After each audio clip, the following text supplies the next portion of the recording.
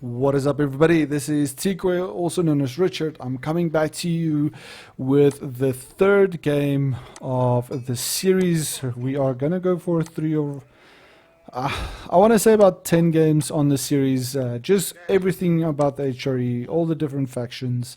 Just giving you guys a broad spectrum of what's been successful and what hasn't. And this is against an English player. And he has been platinum last season, so I guess there is some merit to the way he plays, and it's actually going full 6 on sheep. That's new. I haven't seen that in a while. I'm assuming this one is going to go to gold. Actually not, so that's 7 on sheep. Don't know why, but anyway. So we have our standard 3 on to gold. Anything that's not a mirror matchup, I always go 3 on the gold, everything else on the food. You can see we're picking up quite a bit of decent sheep here. Again, Mongolian heights, you run to the side and up to pick up those first few sheep. You can see the tree line spawn and stuff. You're not going to have much there. But we do pick up quite a bit of sheep down here. Nothing really left up here. So our side of the map is pretty cleaned up, and we are just making our rounds back and getting as much fog of war out of the way. I think he got a bit of a better spawn on the sheep. We actually missed 2 of here. That's sad. I'll remember to go to the edge of the map next time. One up here, one back here, one back here. I like doing a little run around the back because you can see there's 3 there that we're going to pick up 4 right here. If we came around the side here, that was additional 2 sheep that we would have gotten, just saying. But yeah, so now we have our town center,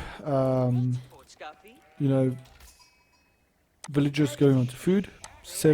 8 villagers now on food. Now we will start transitioning into straggler cheese. You can see we upgrade or inspire the gold villagers and then bring him back. You'll get better at macroing by practicing. I like jumping between the scouts like this, pressing H to get back to the town center immediately. I don't know why.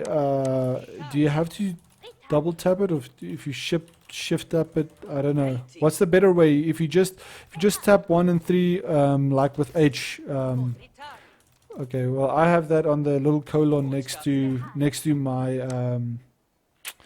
That's interesting. I might start doing that.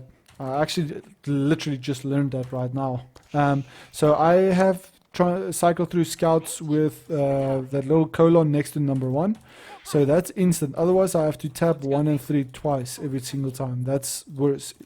I can just do that and press H if I want to get back.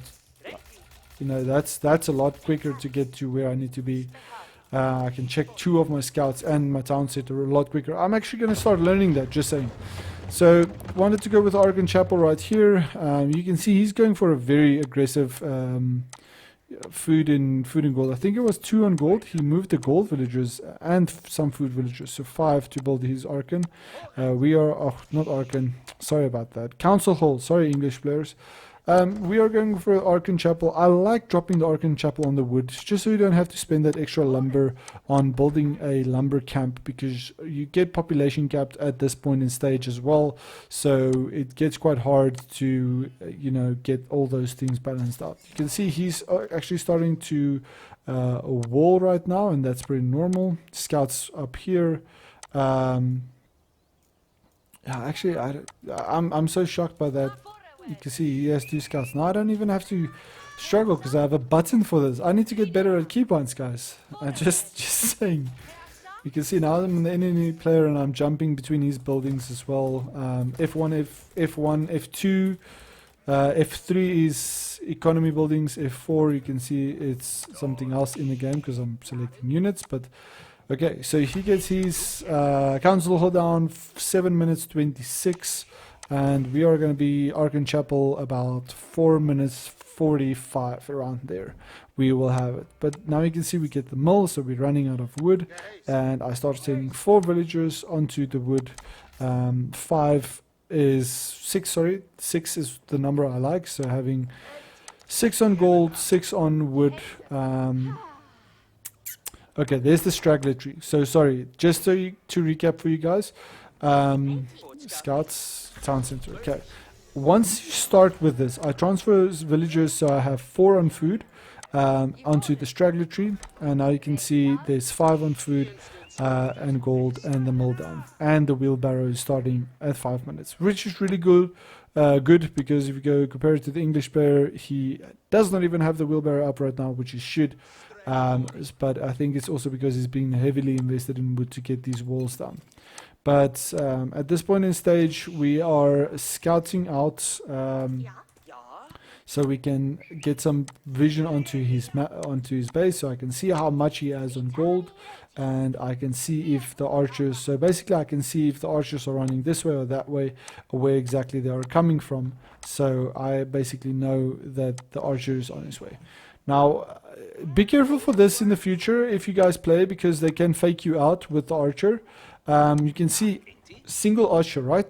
I've invested 100, 200 wood into outposts, but in my personal opinion, that's the right way to play it, because if you have the outposts, you have the opportunity to defend yourself before they get you on outpost rush. Because if you look, this outpost is going to cover all the way up to here, town center is going to cover here, this outpost is covering all the way here. He has to sneak away around here to get an outpost basically up here if he wants to deny the gold, and by that time it's going to be castle age, just saying. So now we are pushing for the castle age quite a bit. He has a single archer here, and you can see he gets a few shots off because we don't have range here. So he respects it. We get the wheelbarrow. He should have wheelbarrow coming in shortly on his side as well. But you can see the single archer that he's using to run around, but we have 1 villager in here. But you can see there is the threat of an aggressive English play, and we have to respect it. But because we have our scouts out, we can also see what's going on in his base. I haven't seen any other archers coming out, so I know I don't have to stress too much about an aggressive play. So my archers are safe here because they can farm underneath this outpost. My gold is safe right here, so I'm pretty comfortable right now to transition, right? So I go, like I said, before you go into castle age, or as soon as you hit the castle age landmark time, you go onto stone. I transition early because we did invest quite a bit of resources into the wood lines for the outposts.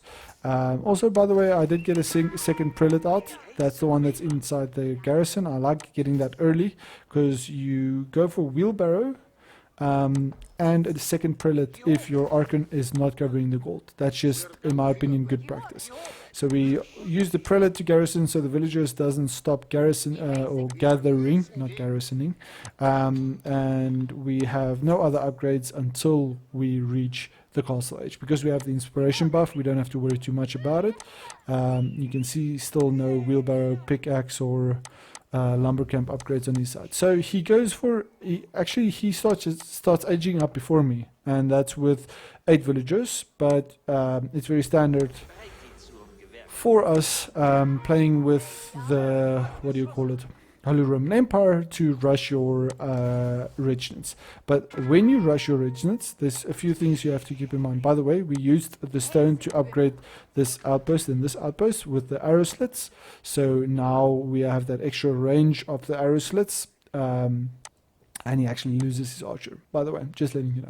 But at this point in stage, we want to start moving the prelates out onto the map, especially as soon as you start this. You can see I have stables coming down, so I can transition into the knights, not lancers, by the way, as I've been saying in the previous video against the French. So we are sending our first prelate out this way. Second prelate we drop out of the Archon Chapel. I always do that, and you can see third prelate is on its way, and then into villagers, and that's a rally onto this. You want to push for like 9 minutes, having the prelates on top of the relics, or as soon as this gets up, even if you don't go with 10 villagers, like with 5 villagers, you want to have those prelates on top of the relics. But base it on how aggressive your enemy is playing, because look at this, I can see the top of his map, right? I can see the bottom of his map, I can see he's going for the King Palace. I know this was I think it was Aussie Drongo who said this, right? You have to sacrifice something for something, right? If you have a King's Palace, it means you can't have army. You can't have both, right? If you look at his macro right here, right? He has a single farm, so he didn't do the standard English farm thing that everybody loves. He does not have wheelbarrow, right? This is bare bone English playing, right? Not going for your double products into wheelbarrow, that early age, economy age that English like playing, right? So no stone, we can see the stone at the back, no stone in the front. So we saw the gold, we saw heavy on gold, and he's basically on sheep and berries, right? And so what I'm saying is, if he had to invest into Council Hall Longbowman, that is 90 resources for every single Longbowman that he came out. We know there's only one. We did scout him out. We did see the walls. So quite a bit of walls, by the way, just so you guys know. So that's going to make it a lot more difficult. This is the worst thing that you can do in this map. Rather get a dock out and go for a single feudal age galley, which is an archery range galley, and just pop a galley right here and maybe on the crossing right here closer to the relics. That's, in my opinion, a better defense than 150 walls, you know, except if it's French. I don't know what to do against French. So we have a prelate now rallied onto the Archon Chapel. We have 3 prelates out, and we are transitioning into the stables. So the stables comes up same time as the Residence Cathedral. Residence comes up, villagers goes on to food, and we get an outpost just for cover. We know he went for the King's Palace, so we pick up the first relic right here, second relic right here, and third relic right here. 3 relics. Love that sound. 3 relics, 9 minutes 30. Could have done it a little bit quicker, but you know, it's English. We have to respect that early gameplay if we didn't get the scouting and everything perfect, right? So we send 2 horsemen out first, right as the stable gets strained. You can see how quickly that goes up, but the outpost gets up and the villager stands still. Little John Wick on his own with 12 health, deciding not to move.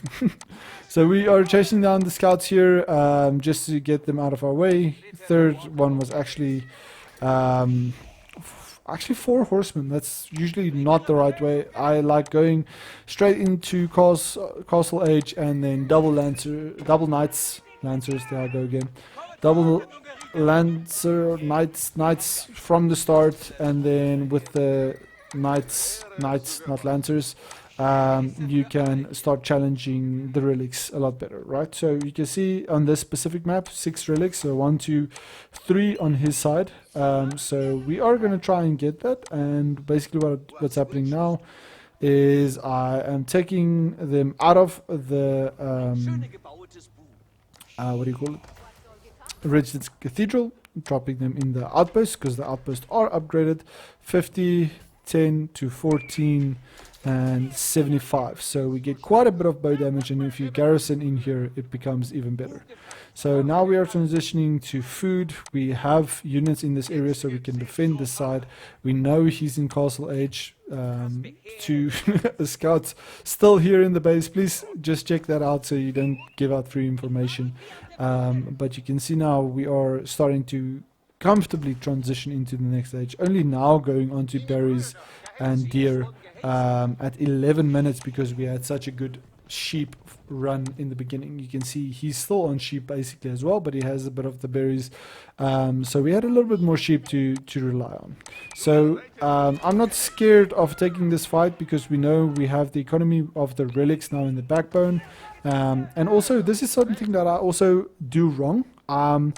Please get a siege workshop early. Siege workshop early. Just prioritize that before you go into stables, more stables, and 50 houses and farms. You know, you are vulnerable at this point in the game. If it's an aggressive player, you're going to be very vulnerable in this point of the game. He's going to get a castle age, and he's going to get a trebuchet, and if he has already gathered a bunch of units, you're not going to be able to play this comfortably into him.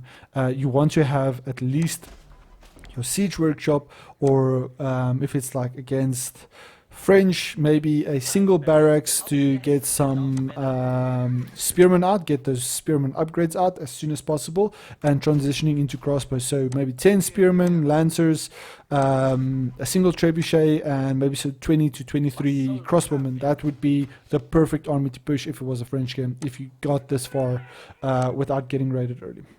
Very open map, very hard to defend all the corners here. I mean, where are you going to wall off? You're going to try and wall off this side. Usually there's a cliff here, like what you find here. So it gets a little bit easier to wall off, but you can see my side looks like damn Altai, or not even Altai, I mean Dry Arabia, you know, there's just no cliffs or anything. But he did a good job of walling off, so I guess he created the canyons for me. Thank you very much, Mr. Herty. But yeah, so why I'm saying that is we get the siege workshop, we get the archery range, we have the lancers, knights coming out. And the reason I'm pushing here is I'm forcing him to kind of take this fight because I want to break through this so I can go for the relics. That's the only reason why I'm pushing, is so I can apply pressure, so I can use some of these relics that are moving forward now with the knights to attack forward. You can see another thing, I have the resources, get a blacksmith down. I'm very late on the blacksmith. I would actually argue in the feudal age, or as soon as you hit that castle age, blacksmith needs to go down so you can get those upgrades. Even if you know you're going to push underneath the enemy's base, you want to get that range upgrade so you take less damage, because it's already nice for range armor. He does the right thing by going crossbows, but we saw in the series 2, the second video, when I had, I think, 24 crossbows against 12 or 13 knights, I lost completely. It was royal knights, so they get extra charge damage and so forth, but yeah, just saying, crossbows alone don't do anything. Get spearmen, they are the right counter, just so you know. Crossbows are a counter, but they need a front line. So my units are going forward now, just checking what's on the relic before I take it. And I can see he's pushing up, so I know this is kind of vulnerable. We did clean up most of his units right here. So we pick up the relic. This is more valuable than this army. This becomes a trash army right now. And this is just to create idle time, because you can see there's 7 villagers idle here and now 9 villagers here. You can see those nice little charges getting through, and all we are trying to do is create a bit of idle time, force him to invest into some form of resources and respect the raids. And also this new they fixed the town centers of English to fire properly the amount of arrows that they must, and yeah, it does a lot more damage, just letting you guys know. It's not like the pew pew pew from Holy Roman Empire. They actually do a lot of damage. So we have idle villagers here on the food, but this game goes on quite a bit, so I'm just going to start speeding it up a little here. So basically what happens right now is you have to decide, okay, either you are going to go into a very aggressive feudal castle age play with trebuchets and unit mass and so forth, but in my opinion is, as long as you are castle age and you're doing consistent harassment, like harassing the enemy as much as you can, and at the same time bringing in more relics, so we are on 4 right now, then you are in a pretty good place. So you can see he's trying to push forward to the relics. He has the crossbowmen at the crossway. So he's going to push in forward with that, and quite a good timing here, because I have my units in the right place. But I also want to break through these walls so I can go forward and try and get these relics. You can see he picks up the first one right now, and I'm assuming they're going to come all the way down to the monastery. So as soon as my knights leave, literally at the same time, he pushes forward with the crossbowmen. You can see a single knight won't do anything, but we have 6 against 8, and they get the charge off, and we lose 2, I guess. So we lose 3 because it was 9, so we lose 3, so we lose more resources than he did, but you can see we cleaned it up really quickly as soon as we were on top of them because of the high base damage of these That's why I call them lancers, because they're lance with the poles, but they are called knights. Okay, cool. So that's my bad. So now we have the Palace of Swabia. We drop it right here, I guess, so we can get this. Actually, we go for the gold there. Second town center as well. There we go for the Palace of Swabia, right on top of the wood line. We can transition very comfortably into more villagers. Let's just do a stock take here, because we've been on 2 TCs. Remember the stone that I gathered earlier? That is to go for a keep if you have to, if it's aggressive. So you have the stone, or you transition into town centers. Okay, cool. Just want to throw this out there. Palace of Swabia, you have to if you're playing against with the relics and so forth, double town center. Most people, especially Delhi, especially Abbasid, French, double TC, very effective as well. English, they get a free town center. So either you have to go second town center, Palace of Swabia, but Elsbek Palace is specific, very, very specific scenarios where you're going to make that work, especially when you have a bit of a high ground and you can slow push those relics forward, and you have your own easy castle age into a what do you call it, Imperial Age with your Springles and the Springles upgrade. Your rollers shut the trigger, so you get that extra 2-tile range. Very important. Okay, so you can see I'm getting the Springles out immediately, starting to use my resources. You don't want to be floating resources. Beastie Cuties talks a lot about this when he's playing his games, about floating resources. So in this type of scenario, you would think the English player is microing his resources better, because the wood he's gathering is being used, the food he's gathering is being used, the gold he's gathering is being used, right? So you want to be using your resources. This, right, means I have not started my upgrades. I have only started gathering wood right now, so my macro is completely out. And he's actually building some keeps to get some defense out, and we have a mangonel here that we are going to lose. We captured the sacred site, you know, poked the bear a little here, but he does push forward. We have it upgraded, so it's going to do a bit of damage, quite a bit of damage on these knights, but our units are going to start rolling out right now. And I was expecting him to go into crossbowmen, because he had the crossbowmen, and he actually transitioned into longbowmen. And that's where the scouting comes in. By the way, both of them died. So the thing is, we have the double town center, and we have the Palace of Swabia pumping out villagers right now, transitioning into the farms. But what I did is I bought the wood. If I had a little bit of better micro between this and maybe not as much on the gold right now, I would have been able to not spend all of the wood buying farms, but rather into the right buildings, so I didn't have to trade the gold. But you are going to have a lot of gold, especially when you start farming gold. So I send the villagers back. He gets a little charge off here. Nice little raid coming out here. We have a single knight that's going to go down, but we have the 2 crossbowmen right here. They're just going to clean up. It's 3 knights, nothing serious, but we do have to respect the runaround, and now we are starting to build up quite a mess.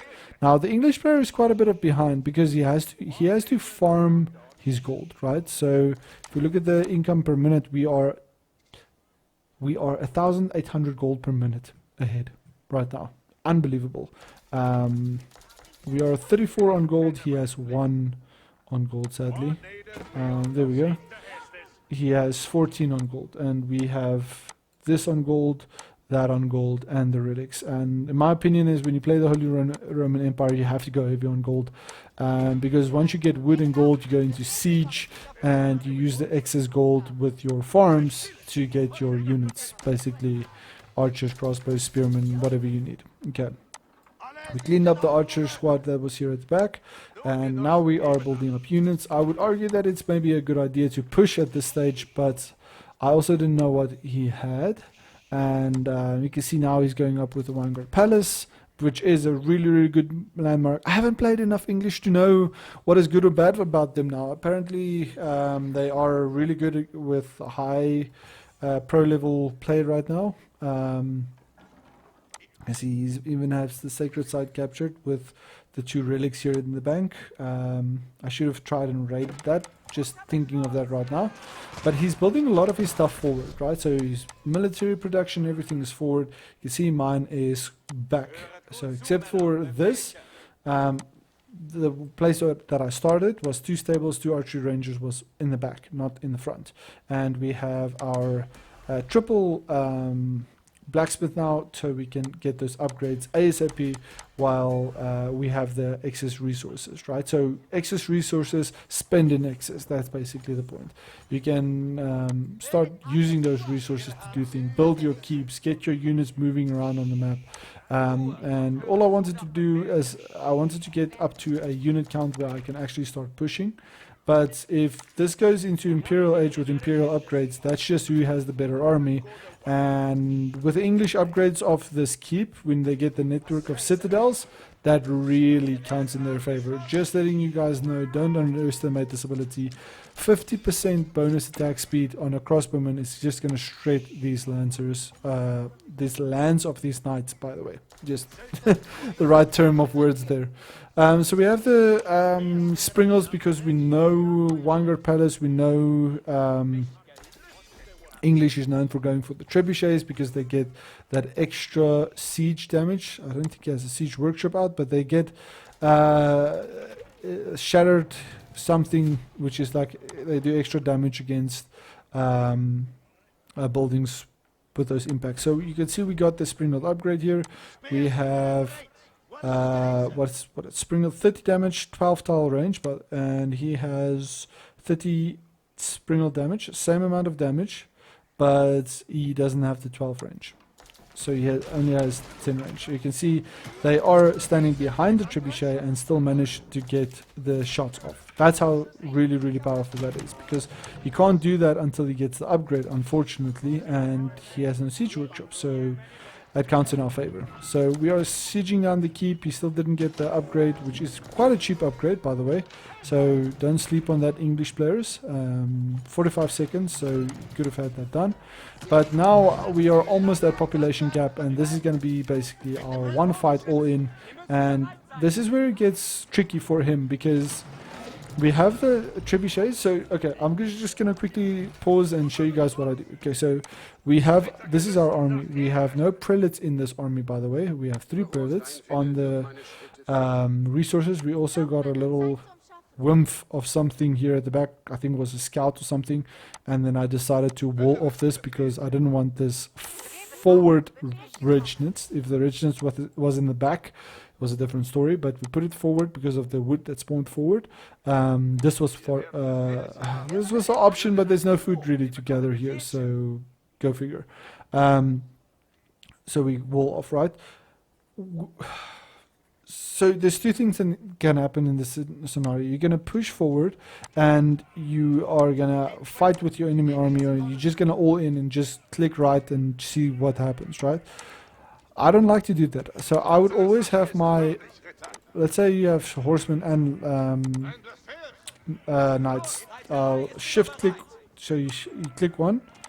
And if you click, you don't even need shift, but if you click the horseman, you can see it transfers units. So if I shift and then click the horseman, I can select them. I press 4, select everything else, and now I shift click the units that I don't want, and now I can make that 3. So again, let's say everything is 4. I can click lancers, horsemen, control 4. You can see the 4 disappears of everything else. I can press 5 on the Springles and 6 on the, so I'm pressing control 6 on this, because if you just press 6 it doesn't do anything. You have to press control to give it a command. And now I have a full army, let's say full army 2. So 2 all in, move my army. I see there is some Springald right here. I can press 5, so you can see I'm only selecting my Springalds while that active command is moving forward. And then I'm using 2 to select my whole army. 4, I'm selecting my horsemen, and 2 and 3, if I select 3, I'm selecting everything else except my horsemen. So in that fight, right, just with those few keybinds, remember we have the colon key to transition to scouts, H to transition to town center, F1 I think is idle villagers. I can't remember which one is it to select all idle villagers. I still have to learn that. F2 is selecting all military protection buildings, and then you can tab through them. Just be careful, Burgrave Palace doesn't list as a barracks, so you have to train them separately. I don't know why. 4 is all your upgrades, so that would be your mining camps, your lumber camps, your mills, and your religious buildings. I actually didn't know they fall under that as well. And your blacksmith, by the way.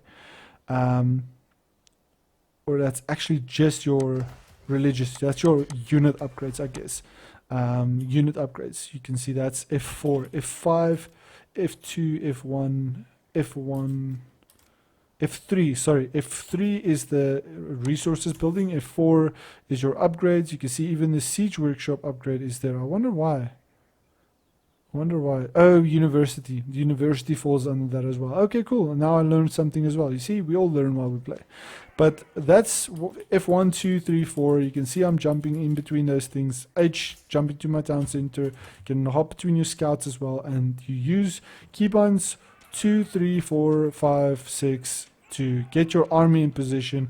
And then you let go of the keyboard on the left and you play with 2, 3, 4, 5, 6 to move your units around. And I'll show you why that's important. Look at this fight. Okay. Horseman goes out, so I don't want them to take the blunt force. You can see we have crossbowmen and archers. Archers, because I know he will have some crossbowmen, because what else is Holy Roman Emperor going to do? Men-at-arms or knights? So you have to go crossbows, unfortunately, or spearmen. But then that's why you have archers, because they're going to do extra damage against all of these units. So hand cannoneer, light ranged gunpowder infantry. They do 35 damage, yes, but they are light. Then we have veteran light ranged archers that are going to take extra damage as well from versus light melee infantry. So archers versus archers don't do extra damage. Archers versus spearmen do extra damage. But archers versus hand cannoneers will do standard damage, but they are a better counter unit than crossbowmen, just so you guys know. Because they will do 8, 9, 10 damage.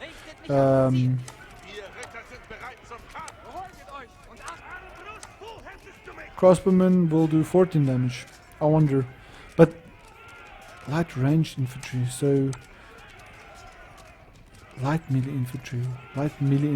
Okay, let me understand this. So archers counters light melee infantry only, or is it light infantry? Because is that a word? Do I understand it wrong? Because as far as I know, archers counters crossbowmen, right? So you go mass archers, crossbowmen, archers will win that fight because they do extra damage against the units, right? But because we have their knights that was literally in the front line, we still have all of our knights available, and now the bulk of the damage is absorbed, and now we can move in and pick his whole army off. So now we are tanking, we are not taking direct damage onto our range units, and these range units are just going to pick off his range units because it's archers mainly. And I was trying, I don't know why, but I was struggling to click this springald. You can see they're focusing everything else but the springald, so quite expensive there on my side. I think maybe my keybinds was just a little bit out of sync or out of place there. I just hope I kill this thing very soon, so I can feel better about it. Please just kill the springald. Please just kill the springald. So we killed the whole army. This single springald could have taken out ours. So that's why you can see there's no high... There we go. No high skill player happening over here. But yeah, we killed the springald. We killed his whole army. We basically have crossbows and a little bit of archers left, and we back off because we are very comfortable on our resources. But the point is, I want to start sieging down these military production buildings, because the sooner I reduce that count, the quicker he has to start making more of them. And because they are forward, it's in my favor to push into these units. But the main thing is I have those springholds. The springholds is my priority, and then I need any other upgraded units to you know, just deal with the fight. And like you see, I have extra villagers right now, meaning this gold, there's going to be some wood that runs out and stuff like that. You'll see that very shortly. And then I start moving those villagers forward. I think I pulled them off wood because they were building these buildings, right? You can see there's more building right now. By the way, the monasteries is just to add prelates to your army, because with that inspired warrior buff, it's really strong, just so you guys know. So I push forward, I make some room by just cleaning up this choke point, get a keep to fall back onto, and the trebuchets are just breaking down all these military production buildings. And again, let's just look at this fight again. Moving forward, horseman moves to the side, and all the horseman is doing is they are still drawing fire, as you can see, but all these units are getting 3 shots off on his front line, and my front line is still full health, and I can go for a pick on his siege, while my mangonels, right, plus my frontline men-at-arms and my archers and crossbows deals with his frontline. But I got 2 trebuchets and a mangonel, and I still have a frontline while my archers are up. So that's why it's very important the way you play with your army, and if you can get comfortable with those key bindings, it's going to be a lot easier for you when you play into different fights, right? But now you've killed this army, so don't back off in this type of stage. You know, keep the pressure, keep the trebuchets running, because that sound is very intimidating. You can see from our siege workshop, we got the trebuchet upgrades. I think we built the academy all the way here. There we go.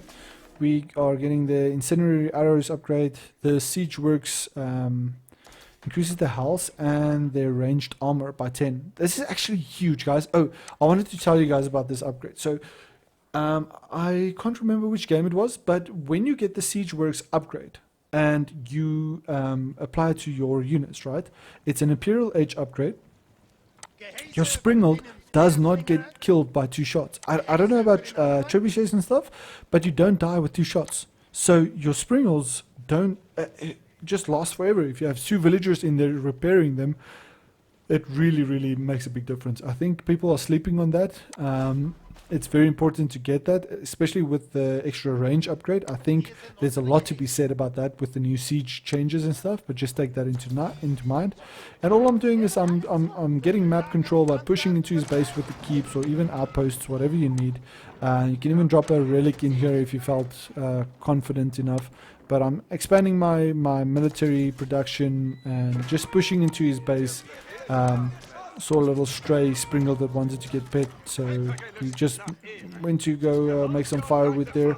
Sorry about that, Springle. You looked very small and lonely. And you can see with the trebuchets they have that extra range, 16 tile range. Yeah, 16 tile range. Actually, they don't get the extra range, but we are pushing again onto the siege, getting out the siege, tanking with the horsemen, running them away, and taking on his front line with our front line taking on his back line. That is a perfect scenario. And again, you can see this on top of archers are gonna really just run through that army. And his whole front line goes down as well. Again, we have a keep, we have the keep actually getting sieged, but at the same time we have all these units inside his base. And yeah, I'm just gonna speed up the fight here. Landmark starts going down, pushes onto these keeps with the trebuchets. You can see the trebuchets going onto this keep, and just snowballing through until he surrenders, because we're already ahead. And you can see on the resources count, we are floating a lot of resources. We don't have to worry about resources. You can see on the income per minute, we are double his food. Wood not that important right now. You know, you want to keep about 30 on that, and if your gold runs out, like what happened right here, I would transition these villagers into what you'll see right now. Idle villagers, Please do it. There we go. That can be all the way up here as well, extra 20 gold, but markets, trading. Sell your or destroy your gold villagers. If you have the relics, it helps, but late gameplay you want to have a second source of gold, and that would be the best by trading. You can even stonewall the whole front of the map early on if this game goes into like an hour game, you know. But yeah, if you manage your army, it shouldn't, and you should be finishing games around the 30-minute mark. Hope that was a lot of useful information. Please let me know if there's any comments or details that you guys would like to add, and I'll catch you guys in the next video. This was number 3 of the series, 1 and 2.